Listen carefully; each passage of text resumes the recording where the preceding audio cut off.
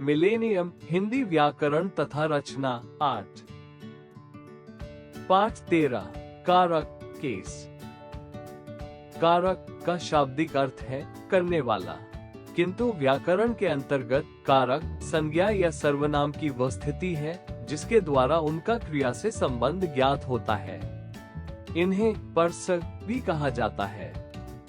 आकाश ने सेब खाया, राधा ने अपने भाई को बुलाया, राजीव ने चाकू से पल काटा, पिताजी राजेश के लिए टोपी लाए, उन्होंने नल से पानी भरा, मेरा भाई बस में बैठा है।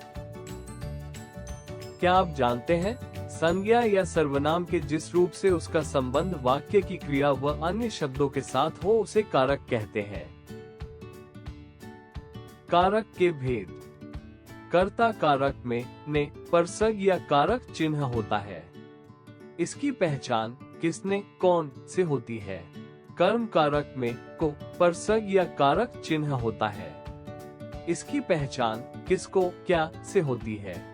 करण कारक में से के द्वारा परसग या कारक चिन्ह होता है।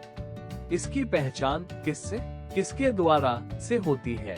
संप्रदान कारक में के लिए परसग या कारक चिन्ह होता है।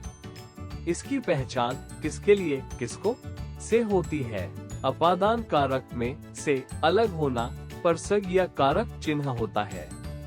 इसकी पहचान कहाँ से होती है। संबंध कारक में का, के, की परसग या कारक चिन्ह होता है। इसकी पहचान किसके, किसकी से होती है। अधिकरण कारक में पर परसग या कारक चिन्ह होता है। इसकी पहचान किसमें, किस पर से होती है। संबोधन कारक में हे, अरे परसग या कारक चिन्ह होता है। इसकी पहचान अरे, कौन से होती है। 1। कर्ता कारक, जिस शब्द से क्रिया के करने वाले का बोध होता है उसे कर्ता कारक कहते हैं। मोहन ने खाना खाया, वो घर जाता है। 2। कर्म कारक, वाक्य में जिस संज्ञा या सर्वनाम पर क्रिया का फल या प्रभाव पड़ता है उसे कर्म कारक कहते हैं। जैसे पुलिस चोर को पकड़ती है, मोहन ने सोहन को धमकाया, सोहन शहर को जाता है। 3।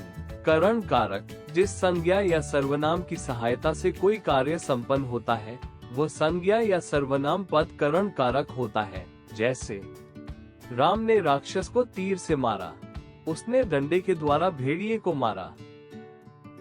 4।